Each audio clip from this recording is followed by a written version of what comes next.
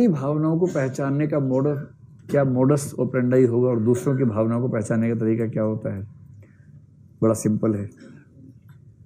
अपनी भावनाओं को पहचानने का तरीका है मन या अपनी अनुभूतियां, और दूसरों की भावनाओं को पहचानने का एक ही तरीका है संकेत।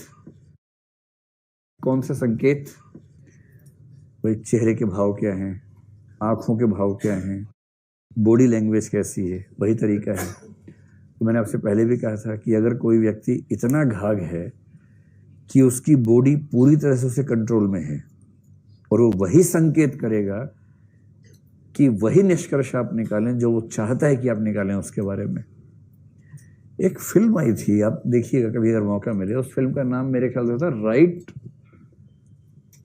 और रोंग, या राइट या रोंग, ऐसा कुछ नाम था। सनी देओल था उसमें और अजय देवगन भी शायद था। देखिए आप लोगों ने फिल्म? कितने लोगों ने देखी? हाथ खड़ा करें। ठीक है।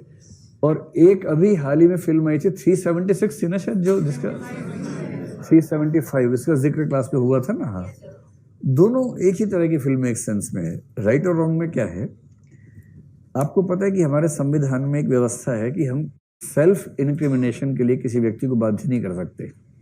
इसका मतलब कोई व्यक्ति खुद अपने विरुद्ध गवाही दे, इसके लिए हम किसी को बाध्य नहीं कर सकते हैं। मेरे ख्याल से आर्टिकल 23 में ये बात, वही है ना, 20 क्लॉज 3 में ये बात लिखी है। तो इसका मतलब ये है कि अगर क्रिमिनल मामला है, सिविल में कर सकते हैं, क्रिमिनल मामले में आप किसी अभियुक्त से ये नहीं कह सकते कि अपने खिलाफ गवाही दो, और अगर कहेंगे तो उस गवाही का कोई मूल्य नहीं है। इसका व्यावहारिक जीवन में मतलब ये होता है, मान लीजिए कोई अपराध आपके घर के आसपास हुआ, पुलिस आपके पीछे पड़ गई और अब घबराए हुए बुरी तरह से कि बिना बात के फंसा दिए, और पुलिस ने ये भी कह दिया कि हमने देखा तुमको ऐसा करते हुए, तुमने ही किया है, 4 लोग और कह दें, झूठ बोल रहे हैं, और पुलिस की 8-10 लोग आपके आसपास बैठे हुए हैं, एक दो ने पिस्तौल निकाल रखी है और कह रहे हैं देख भाई जिंदा रहने का एक ही तरीका है, चुपचाप कबूल कर ले। अब आपको लग रहा है कबूल नहीं करूंगा तो जान से मार देंगे, तो कबूल करना इज बेटर देन डाइंग। तो आपने कहा ठीक है सर मैं कबूल कर लेता हूँ। उन्होंने स्टेटमेंट लिखवाई, आपने लिखी कि हाँ ऐसे ऐसे मैंने किया था, बम मैंने लगाया था, ये मैंने किया था, आदि आदि लिख दिया।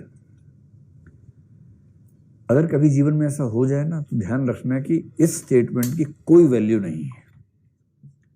पुलिस वाला कहे कि बोल तू नहीं किया था, जोर से बोलना, बोला माइक लाओ पहले, ऐसे नहीं बोलूंगा, माइक पे बोलूंगा मैं, तो माइक पे बोलना, अपराध मैंने किया है, मैंने गोली चलाई थी, ऐसे करना। इसकी कोई वैल्यू नहीं है, क्योंकि सेल्फ इंक्रिमिनेशन मीनिंगलेस है।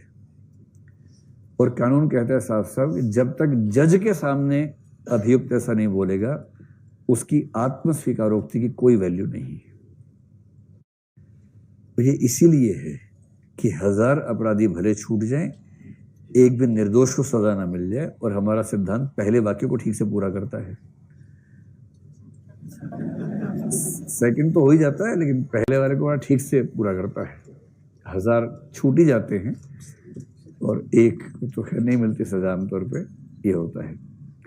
तो सेल्फ इंक्रिमिनेशन वाली जो बात है ना, उससे अगर आप इस चीज का लिंक समझना चाहें कि इस फिल्म में क्या हुआ, कुछ लोग आजकल कहते हैं, सुप्रीम कोर्ट के पास सुझाव आया कि भाई किसी ने अपराध किया या नहीं, इस पर सरकार इतना खर्चा क्यों करती है। सिंपल है, एक लाई डिटेक्शन टेस्ट होता है, उससे चेक कर लो, क्या दिक्कत है। आजकल तो और भी तरीके उसके आ गए हैं, पॉलीग्राफ टेस्ट आ गया है, नार्को एनालिसिस आ गया है। नार्को एनालिसिस में ऑब्जेक्टिविटी काफ़ी ज़्यादा है। खतरा ये है कि जिसका करेंगे किसी रेयर केस में उसकी मृत्यु भी हो सकती है, उसकी मतलब परमानेंट कोई डिस्टोर्शन आ जाए बॉडी में, ऐसा भी हो सकता है। ये खतरा कैसे मोल लें, ये दिक्कत है। तो एक बार सुप्रीम कोर्ट में केस हुआ, सेल्वी का केस कहलाता है, प्रसिद्ध केस है। सुप्रीम कोर्ट से कहा गया कि सर ये जो इंडियन एविडेंस एक्ट है उसमें आप चेंज कर दीजिए। सुप्रीम कोर्ट तो जो कहता है चेंज हो ही जाता है। अगर लाई डिटेक्शन को, नार्को एनालिसिस को हम मान लें कि अपराध शास्त्र में मान्य तरीके हैं, तो हर अपराधी फंसेगा, एक भी निर्दोष नहीं फंसेगा। कितना सिंपल है। केस चल रहा है, आपको डाउट है 4 लोगों पे, चारों का नार्को टेस्ट कर लीजिए। और नार्को का मतलब उनको एनेस्थेसिया की डोज देके अर्ध बेहोशी की स्थिति में ले जाइए जहां उनका दिमाग उनके कंट्रोल में ना हो।